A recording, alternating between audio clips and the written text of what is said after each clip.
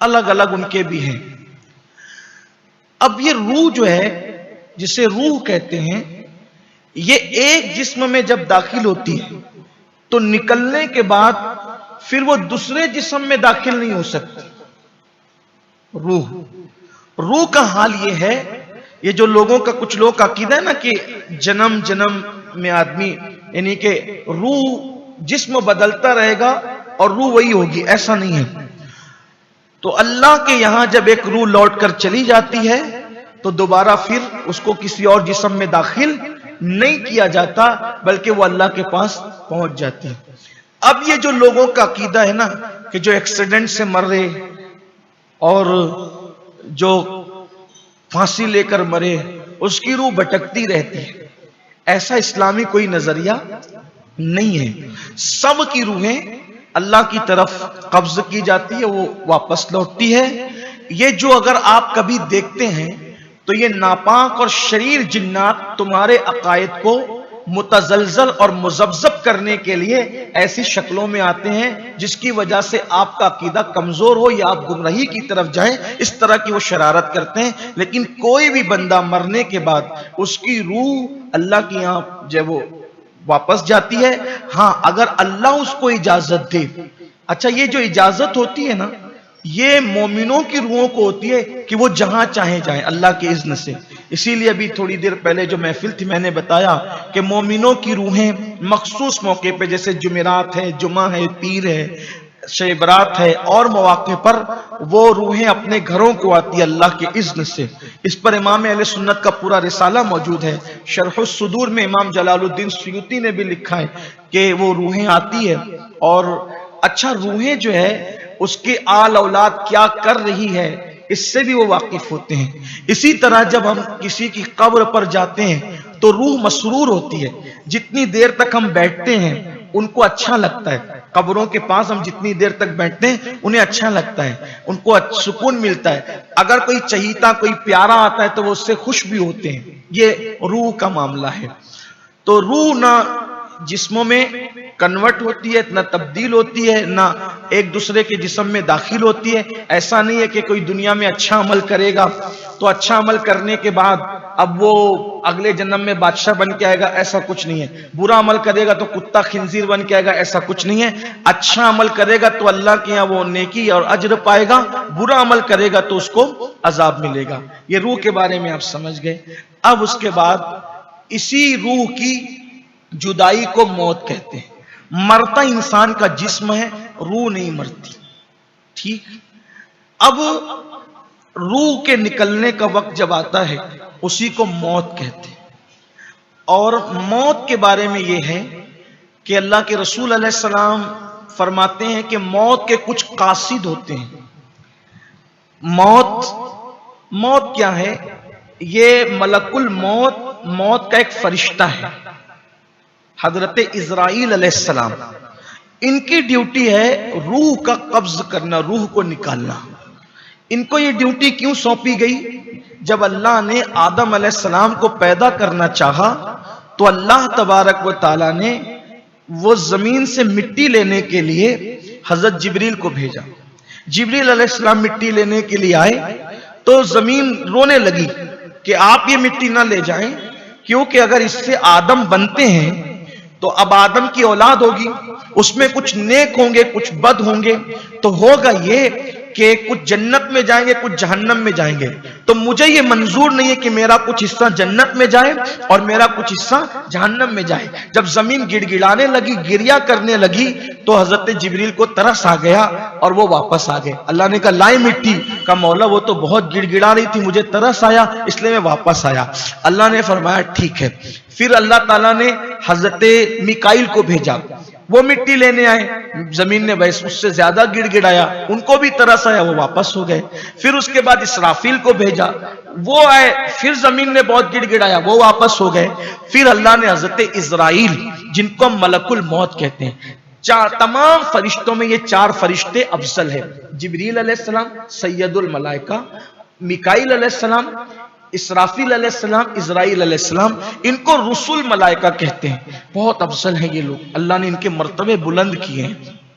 ان میں سے ایک فرشتہ ہے اسرائیل علیہ السلام. یہ بھی فرشتے ہیں. ان کو ملک الموت کہتے ہیں. ملک کا مطلب ہوتا ہے فرشتہ اور موت کا مطلب موت، کہ موت کا فرشتہ یہ. ان کو جب اللہ نے بھیجا کہ آپ جاؤ اور زمین سے مٹی لاؤ، تو جب یہ زمین پر آئے تو تینوں کے پاس تو ہر مرتبہ گڑ گڑانا زیادہ ہوا. تو یہ انہوں نے کہا کہ میں اللہ کے حکم سے آیا ہوں، میں تجھ پہ کوئی ترس نہیں کروں گا، میں تو اٹھا کے لے جاؤں گا، میں تجھ پہ ترس کرنے والا نہیں. اور آپ اٹھا کر لے گئے. یعنی کہ یہ اللہ کی حکمت تھی کہ ان کو ترس نہیں آیا زمین پر اس کے گڑ گڑانے پر. اس وجہ سے اللہ نے فرمایا جب جدا تم نے کیا ہے تو ملانے کا کام بھی تمہارا ہی ہوگا. تو یعنی کہ جب مٹی تم نے لائی ہے تب روح نکالنے کا کام بھی تمہارے ذمے پہ ہوگا. اب یہ بات ہمیں سمجھ میں آتی ہے کہ جبریل جب زمین کے گڑ گڑانے پہ ترس آ گیا تو اگر روح نکالنے کے لیے صرف سمجھانے کے روح نکالنے کے لیے گئے، اماں روتے بیٹھی تھی تو جب زمین پہ ترس آ گیا تماں پہ بھی ترس آ گیا. لیکن اللہ نے یہ ذمہ داری ان کو دی کہ جس کو ترس نہیں کرنا وہ حضرت ملک الموت ہے. اور یہ بھی سن لیں سب کو موت آئے گی، سب کو موت آئے گی. آخری میں سب سے آخری میں موت کو بھی موت آئے گی. اور یہ بھی سن لیں، آگے ہو سکتا پھر آئے بات لیکن یاد آگے تو عرض کروں، پوری کائنات کو مرتے وقت جتنی تکلیف ہوتی ہے، توجہ کریں، پوری کائنات کو مرتے وقت جتنی تکلیف ہوتی ہے ان سب کے برابر اگر کسی کو مرتے وقت تکلیف ہوگی تو وہ موت کو مرتے وقت تکلیف. یعنی آپ سمجھ لیں کہ موت بھی موت کی تکلیف سے محفوظ نہیں ہے. اور آگے آئے گا اگر آپ کا ذوق سلامت رہا، جتنا آپ سیکھنا چاہیں گے تو اتنا ہماری کوشش ہوگی کہ اتنی ڈیپ میں آپ کو یہ سفر کرائیں. تو کہیں آپ کا دل ایسا چاہے گا کہ موت کوئی بری چیز نہیں ہے، صرف معلومات نہیں ہونے کی وجہ سے ہم ڈرتے ہیں. تو یہ ملک الموت حضرت اسرائیل علیہ السلام ان کی ذمہ داری ہے. اب یہ جو موت ہے اس کے کچھ قاصد ہیں، جیسے بیماری کا آنا. جب ہم بیمار پڑتے ہیں یہ موت کا قاصد ہے، یہ ہمیں یاد دلاتا ہے کہ موت آنے والی، بیماری موت کا قاصد ہے. اسی طرح بڑھاپے کا آنا یہ بھی موت کا قاصد ہے. اسی طرح سے دانت کا ہلنے لگ جانا، گرنے لگ جانا یہ بھی موت کا قاصد ہے. اسی طریقے سے بالوں کا سفید ہو جانا یہ بھی موت کا قاصد ہے. بڑھاپا، بیماری، دانت کا کمزور ہونا، آنکھوں کا کمزور ہونا، اسی طریقے سے بالوں کا سفید ہونا یہ سب موت کے قاصد ہے. اور آخری قاصد جو موت کا ہے وہ بڑھاپا ہے. بڑھاپے کے بعد پھر کچھ نہیں آتا، بڑھاپے کے بعد حضرت ملک الموت ہی تشریف لاتے ہیں. تو اس لیے موت یہ ہے. اب موت کی تمنا، اللہ کے رسول علیہ السلام فرماتے ہیں تکلیف اور مصیبت سے پریشان ہو کر موت کی تمنا مت کرو. کیوں مت کرو موت کی تمنا؟ موت کے لیے تیار رہو، موت مانگو مت، موت کی تمنا مت کرو. کیوں؟ اگر تم نیک ہو تو موت مانگنے سے نقصان کیا ہے کہ جب آدمی مرتا ہے تب وہ کوئی نیکی کر نہیں سکتا تو اعمال منقطع ہو گئے، مرنے سے اعمال رک جاتے ہیں، منقطع ہو جاتے ہیں. تو نیک ہو تو کیوں مرنا چاہتے ہو؟ ابھی اور کرو اعمال تاکہ اللہ کا قرب مزید نصیب ہو. اور اگر گنہگار ہو تو بھی موت مت مانگو، کیونکہ گنہگار ہو تو جا کر تو بھگت نہیں ہے سب. تو کیوں زبردستی جلدی پٹائی اور گھٹائی اور کے لیے تیاری کرتے ہو؟ اور ہو سکتا مہلت مانگو تاکہ اللہ تبارک و تعالی توبہ کی توفیق دے. کوئی بندہ مومن ہو، نیک ہو، عمر اس کے لیے اللہ کی سب سے بڑی نعمت ہے. ایک شخص شہید ہو گئے رسول اللہ کے دور میں، ایک شخص شہید ہو گئے اور ان کے چھوٹے بھائی ان کے بعد کچھ دن تک حیات رہے، پھر اس کے بعد ان کا بھی وصال ہو گیا.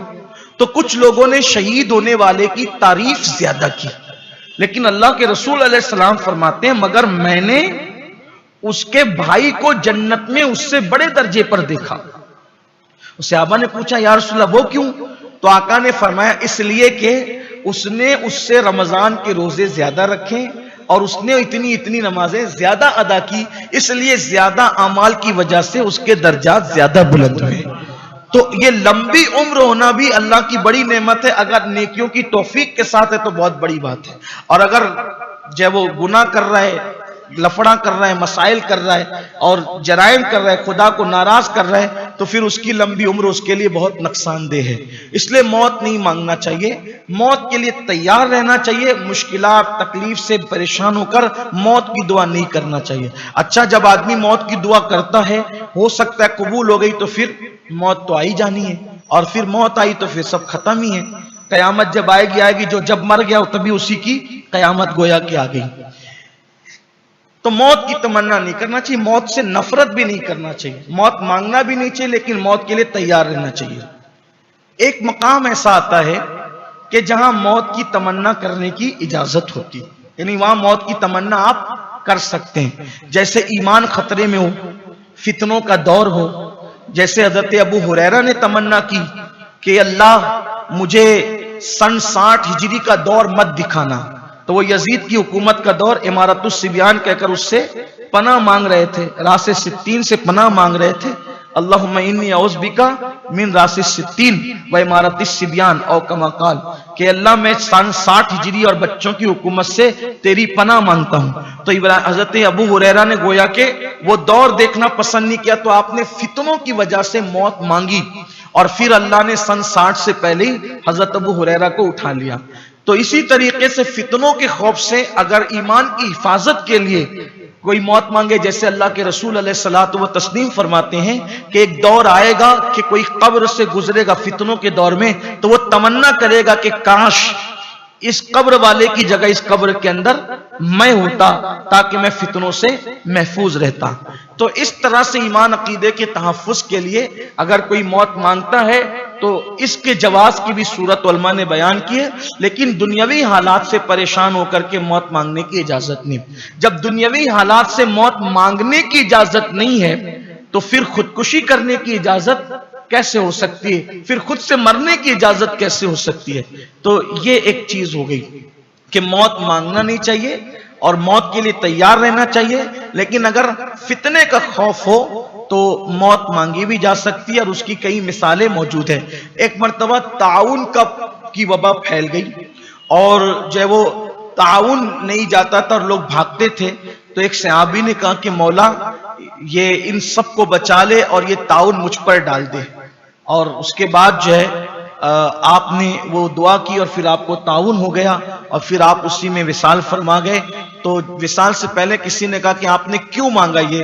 تو اس وقت آپ نے فرمایا کہ کیا تمہیں پتہ نہیں کہ جو تعاون کی مرض میں مرتا ہے اللہ تعالیٰ اس کو شہادت کا مقام عطا فرماتا ہے اور اس کی مغفرت فرماتا ہے۔